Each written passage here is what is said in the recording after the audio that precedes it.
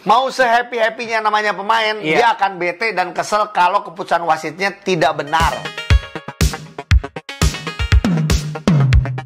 From the bench, balik lagi. Gila, kita mau ngomongin wasitnya langsung. Ini pada rame banget. Sebenarnya nggak ada jadwalnya kan? Iya, ini tiba-tiba ini pada hari ini kan one on one udah tayang nih. Yang gua sama Anthony Ayo nonton Bean. dong, sama Anthony Bean. Udah ada teasernya. Augie tertipu. Dan nggak bisa bergerak lagi. Iya, itu salah satu video yang menurut gua menyenangkan. Karena tanya, happy Pandu banget aja sebagai videografer bilang, Happy banget ya? dia ketawa terus ya. Iya.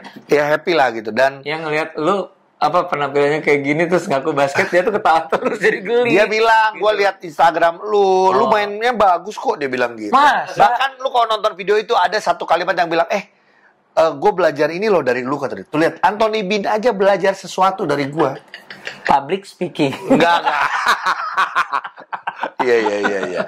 Nah, sebentar Gi. Mau se-happy-happynya namanya pemain, dia akan bete dan kesel kalau keputusan wasitnya tidak benar. Nah, sebenarnya gini. Bad call. Gini. Mungkin ada yang nonton, banyak yang nonton, tapi coba terangkan dulu sebenarnya apa yang terjadi. Karena ini kan puncak ya. Iya. Ini bagaikan puncak kekesalan atau enggak protes penonton, bahkan apalagi pemain dan tim terhadap si pengadil ini, si wasit. Dan di video ini kenapa gue yang lebih emosi karena Ujo nahan karena bulan puasa. Bener, lu harus gak boleh terlalu ngambek, kesel gitu loh. Jagalah hati, jangan kau nodai, jagalah hati, lentera hidup ini. Oke, ya. Gue yang lebih hafal loh, Jo. Coba lu asyhadu Allah. Kenapa harus cinta? Terima kasih yang udah komen, katanya seneng banget setiap ada lagu Sintayong ya. Betul. Iya, banyak ada komennya. Iya. Nah, jadi ada lagi nih episode ini ada lagi. Oke. Ini kalau ngomong puncak sebenarnya gue berharap ini puncak dan sudah. Karena gini, musim ini IBL punya wasit jelek. Ngomong langsung gitu aja. Ya ngomong apa aja. Nah, sekarang gini, cuma bisa protes? Enggak, gue nggak cuma protes. Gue juga mengamati, bahkan gue juga mencoba untuk berkomunikasi dengan ketua komisi wasit. Ketua komisi wasit adalah Harja Jaladri. Gue sampai telepon, ngobrol, menyampaikan dengan cara yang baik. Maksudnya, jadi supaya kita dapat solusinya gimana gitu loh. Jadi sebelum obrolan ini, sebelum kita tadi Jo, kita buat yuk gini. Lu gini, Gi, jangan sampai kayak orang-orang ya kita protes doang segala macam. Enggak. Gua udah nelepon langsung ke wasitnya. Jadi maksudnya gini, kita nggak mau langsung asal protes ya Gi. Kan bisa aja kita sebagai penonton banget gitu loh, melihat pengadil yang tidak menjalankan kapasitasnya dengan baik gitu. Iya, tugasnya. Karena ini kenapa ini muncul adalah pertama gini, ini semua pada DM komen ada 15 kurang 5 sama dengan 11. Ya buat gue gini, ya seorang wasit pun juga harus tahu gitu. Tapi oke, kita sekarang membahas kejadian demi kejadian. Oke, kita mundur dulu. Mundur adalah bagaimana keputusan wasit waktu itu Borneo lawan Tangerang waktu itu. Bagaimana pemain Borneo waktu itu ada traveling, cuman akhirnya kita tahu semuanya pada fokus ke depan. Itunya tidak terlihat. Betul. Dan waktu itu keterangan yang Augie dapatkan akhirnya apapun yang sudah di call tidak bisa direvisi, bahasanya gitu ya. Bukan, yang tidak bisa di IRS atau tidak bisa direview lagi adalah traveling. Traveling itu tidak bisa masuk IRS. Yang bisa di challenge atau bisa dicek di IRS adalah si masuk atau tidaknya waktu itu ya. Yang 3 poinnya Hans Abraham. Oke. Itu keputusan wasit kurang jeli. Jadi salahnya adalah wasit kurang jeli. Oke. Hasilnya apa? Gue coba mencari tahu. Wasit yang waktu itu yang tidak meng-call traveling, yang ada di gue tidak depannya, tahu namanya, tapi sampai hari ini dia belum bertugas kembali. Artinya sudah mendapatkan sanksi disiplin ya. Sanksi disiplin. Oke. Jadi sampai hari ini. Kita kan nggak pernah sadar ya siapa gitu. Iya. Dan bukan jadi hak kewajibannya IBL juga untuk menyampaikan kepada netizen. Yang ini dihukum, yang ini enggak. Lu di NBA juga nggak sampai kayak gitu. Betul, gitu loh, ya kan? Betul. Nah, terus juga kita tahu yang PJ yang di awal-awal yang foul-nya Caleb itu juga kan ada satu kesalahan. Sisanya banyak sekali menurut gua bad call yang terjadi di IBL ini. Ada yang minor. Artinya tidak terlalu merugikan atau sudahlah. Karena gini, di basket nggak akan ada yang perfect. Ya, setuju. Itu juga buat gua even NBA ya. Ya, tim-tim juga harus menyadari itu. Jangan lu teriak-teriak, tapi ya kenyataannya emang nggak mudah. Tapi ya puncaknya adalah si 15 kurang 5 ini sama dengan 11. Jadi kemarin ada 15 detik, pas banget 15 detik 00. Dapat bola Steve Brand. Terus di apa? Kalau kita melihatnya adalah dia di call foul. Dia nunggu, dari jauh ya. Dia nunggunya kayak nunggu di foul. Yang dia mau maju mundur itu. Dan kalau beberapa orang yang dekat emang tangannya sudah ada yang masuk, tangannya Randy Bell. Dua orang kan yang jaga dia. Iya, Randy Bell sama Abraham kalau nggak salah, sorry. Itu sudah foul gitu loh. Tapi ternyata di callingnya adalah 5 second violation. Dimana pas dilihat, gue tahu wasitnya pas lihat ke atas, loh, kok 11 detik? Berarti baru 4 detik dari 15 ke 11. Berarti bukan 5 second violation, nggak ada 4 second violation. Itu yang jadi masalah. Tapi kalau gue melihatnya, ini nggak tahu kalau wasitnya ini wasit cewek, gue lupa namanya, Ori atau siapa gitu ya. Gue sih melihatnya adalah gini. Inilah yang namanya pressure di akhir-akhir pertandingan. Ternyata pressure itu datang untuk siapa aja ya? Iya. Waktu itu kalau gue lihat, Ori, lu yang tahu di dalam hati lu. Gue yakin lu mau calling foul. Gue lihat dia sudah. Lu kelihatan nggak? Kondisi itu harusnya foul, harus ada foul. Tapi dia nunggu yang mana nih? Mungkin gitu kali ya. Tapi gue lihat. Tapi nggak, gue ngelihatnya gini. Dia dia udah prit. I know, lu pasti mau calling foul. Tapi di samping ada, dan tidak bisa disalahkan, ada Coach Yobel yang teriak dan lain-lain. Time out segala macam. Bukan. Dia teriak. Dan itu membuat akhirnya dia ngambil keputusannya prit 5 second. Ngerti gak? Maksudnya gini. Ngerti. Gue tahu sebenarnya mungkin ya. Ini masih asumsi menurut gue. Dia pasti udah mau call foul. Jadi untuk bola untuk Tangerang Hawks ya, karena dapat free throw gitu. Tapi pas lagi ada pressure yang tidak bisa disalahkan dari pelatih. Pelatih itu berhak untuk teriak atau apa. Akhirnya dia merubah menjadi 5 second. Tapi setelah dia lihat atas, dia panik, saudara-saudara. Dan akhirnya ya udah, itu yang tidak bisa dirubah. Karena, nah kalau ngomong ARS, lagi-lagi gue harus menanyakan lagi, apakah kalau sudah keputusan kayak gitu bisa di ARS untuk dirubah? Kemarin sih tidak. Ya artinya, ini kita ulangin lagi nih, cadanganers, ada beberapa kejadian di basket, terutama di FIBA, aturan FIBA, tidak bisa dirubah atau di challenge. Jadi tidak serta-merta semua bagaikan NBA atau apapun. Betul. Ada aturan masing-masing. Ada aturan FIBA. Jadi makanya kenapa waktu itu kita ngomong traveling, traveling bisa di-challenge nggak? Ternyata traveling nggak bisa gitu loh. Nah ini juga kayaknya soal 5 second ini tidak bisa di-challenge kalau menurut gue ya. Tapi ya keputusannya salah. Ya salah siapa? Salah wasit, jelas. Nah ini merugikan. Buat gue sih kemarin momentumnya benar-benar momentum Tangerang Hawks hampir mengalahkan SM untuk pertama kali. Ya, ini bukan dukung A, dukung B. Enggak. Kondisinya memang. Tapi ternyata pressure-nya ternyata datang ke siapa saja, tidak saja yang ada bertanding di dalam, tapi including wasit. Berikutnya sih momennya adalah siapa lagi kalau bukan Abraham Damar Grahita yang emang selalu muncul dan siap. Gitu kan? Itu Jo, jadi menurut gue kejadian seperti ini semoga tidak terulang lagi, sudah cukup ya. Akhirnya gue mencoba mencari tahu nih soal wasit ini. Pertama, kita tahu siapakah ketua dari komisi wasit, dan dia bahkan kalau ada chatnya sama gue adalah gue yang bertanggung jawab penuh atas ini, yaitu Harja Jaladri. Beliau ngomong gitu? Iya, buat gue thank you banget, justru lu yang berbesar hati karena lu tahu posisi lu gitu ya. Tapi gini, dia pun merasakan gue banyak hal yang gue berat untuk menghadapi di musim ini. Kalaupun ada kalimat kalau sampai musim ini selesai aja, itu gue udah bersyukur banget.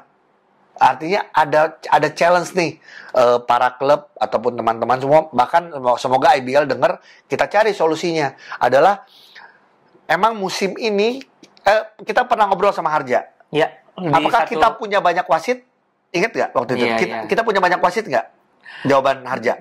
Enggak. Tidak. Jadi emang kita kekurangan wasit. Apalagi wasit dengan level atau tingkatan yang bisa atau berhak untuk bisa memimpin IBL game. Oke. Membedakannya, ini biar cadangan harus tahu. Ternyata musim lalu semua wasit adalah lisensi A. Tahun lalu. Season lalu. Semua A. Ya, tahun ini lisensi A dan B1. Ada yang B1. Berarti ini apa? Karena kebutuhan. Karena kurangnya kurangnya wasit. Iya. Dan ada beberapa wasit senior, kita ngomong ada Budi Marvan, ada Ari, yang sekarang banyak mau nggak mau ada tugas di Mongolia. Harja emang Harja sih udah mau pensiun ya. Iya. Cuman ini yang gini, ini bukan pembelaan dari wasit ya, bukan pembelaan dari wasit, tapi ini adalah kendala yang emang dihadapi. Yeah. Jadi sedangkan pada saat ngewasitin ada satu hal yang dari obrolan gue yang akhirnya gue bisa mengambil asumsinya adalah officiating atau mewasiti, iya itu 20% skill, 80% mental. Gitu. Jadi si A aja, yang lisensi A, mentalnya aja belum tentu siap, apalagi yang mungkin kita bilang di B1. Gitu loh. Ngerti. Tapi kenyataannya yang sekarang ada, yang mungkin lu ada beberapa orang yang sempet DM ke gue yang bilang, ya gue ngeliat wasit ini kok ngwasitin SMA, ya mungkin karena dia lisensi B1.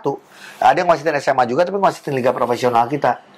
Gitu loh. Dan wasit kan emang semakin baik setelah terus ngewasitin ya. Cuman pada saat lu ngwasit yang liga profesional, itu yang bisa berakibat fatal untuk timnya, karena tim ini mengeluarkan uang begitu besar loh. Jadi sebenarnya di episode ini kita ingin menunjukkan bahwa kita ingin mencoba melihat dari beberapa sisi sih. Satu adalah kita mengakui seperti layaknya lu yang nonton bahwa wasit jelek. Perwasitan di season ini sangat memprihatinkan. Ya. Karena lagi puasa, kata-katanya gitu ya. Memprihatinkan gini, ya prihatin melihatnya gini. Karena kalau sampai terus-terusan kayak gini, kalau terus-terusan kayak gini kasarnya, kalau di sepak bola, gara-gara wasit orang bisa berantem. Nah, maksud gua gini loh, ingat nggak season lalu? Itu aja wasit banyak yang banyak protes. Komplain. Itu udah A semua. Betul. Nah, sekarang kebutuhannya ternyata makin banyak. Wasitnya belum. Nah, ternyata seperti itu. Tapi satu hal lagi, ini bukan pembelaan, tapi adalah usaha yang harus kita apresiasi. Pertama adalah Mas Harja sendiri udah bilang, mengakui bahwa kondisinya seperti itu dan dia adalah penanggung jawabnya. Terus satu lagi adalah aku ngelihat Christopher waktu itu sempat ada satu dengan wasit-wasit ya. Jadi memang kayaknya berusaha untuk pemantapan dan juga memberikan ini dibahas sih sama Harja. Bahwa sekarang jujur Christopher sebagai wakil ketua ngurusin SDM, perwasitan ini sangat diperhatikan, menjadi pusat perhatian. Tapi sekarang yang diperhatikan so far emang untuk perwasitan di kelompok umur, gitu loh. Nah untuk wasit-wasit yang sekarang di IBL ini sebenarnya jadi tanggung jawabnya dua, yaitu Perbasi. Satu lagi adalah IBL. IBL-nya? Iya, IBL-nya. Jadi ini sebenarnya bisa berkolaborasi. Jadi kalau gua dengar kemarin Junas abis dimarahin sama salah satu owner, kesel karena masalah wasit, mungkin gak cuma satu orang, ada 2 orang, 3 orang mungkin yang komplain masalah wasit gitu loh ya. Dimarahinnya dalam arti komplain ya. Komplain. Semoga IBL bisa mencari solusinya. Bahkan gue sendiri menawarkan sih Jo, buat gue gini. Lu kan nggak bisa Gi. Bukan menawarkan jadi pasti.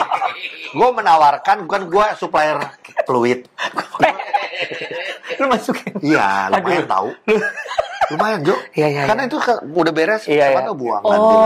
Enggak, bukan. Jadi gue menawarkan adalah gimana caranya yuk kita. Gue pengen mencoba untuk membantu, mungkin gue, lu gitu ya. Bagaimana pelan-pelan mempersiapkan mental dari para wasit itu loh. Gini, mungkin karena gue masih main, gue masih juga suka komplain sama wasit. Gue ada di depan lu, gue pernah napak pala wasit dulu ya, itu gue cerita dulu. Cuman dulu. Yang kemarin cuma teriak, makanya ada fotonya kan, gue sering banget. Jadi gue tahu rasanya apa lagi untuk klub profesional dan pemain profesional. Dan kesalahan-kesalahannya fatal gitu loh. Betul. Gitu Jo. Ya masalah wasit ini ternyata memang harus jadi, ya gini deh. Dulu kan protes. Tapi kali ini harus jadi PR nasional. Masalah wasit ini. Kali ini ada 45 wasit. Gue cari tahu ada 45 wasit Jo. Yang bertugas? Yang di IBL. Oh wow. Sekitar 30-an lisensi A, sisanya adalah lisensi B1. Jadi sebenarnya apa yang dilakukan oleh Harja, menurut gue, ya ini sudah yang... Udah di relnya. Ya artinya gini, A-nya lebih banyak. Iya. Terus ada B1-nya. Tapi kan yang pengalaman ini, yang B1-nya mungkin emang belum terbiasa. Dan ngewasitin kalau ngobrol, gue sering dari bikin one on one, dari zaman segala macam. chemistry, Jo. Tiga ini harus kompak. Ini harus chemistry. Gini, teamwork itu ternyata bukan tim yang bermain saja yang bertanding. Iya. Tim pelatih ini harus kompak. Bahkan nggak tahu di episode mana gue pernah ngebahas juga untuk jadi wasit adalah Harja pernah bilang fisik. Terus yang kedua adalah lebih baik tidak niup dibanding lu tidak yakin atau tidak melihat. Pernah nggak? Harja pernah bahas di sini. Iya. Kalau tidak lihat, mendingan tidak tiup. Gitu. Tapi kenyataannya kita sebagai penonton ya, sebagai pemain cadangan kan lebih banyak melihat. Itu banyak wasit-wasit yang perit dan bingung. Iya. Gue nggak perit apa ya, gitu loh. Iya. Atau bahkan yang bukan, atau posisinya mungkin bukan posisi dia. Iya.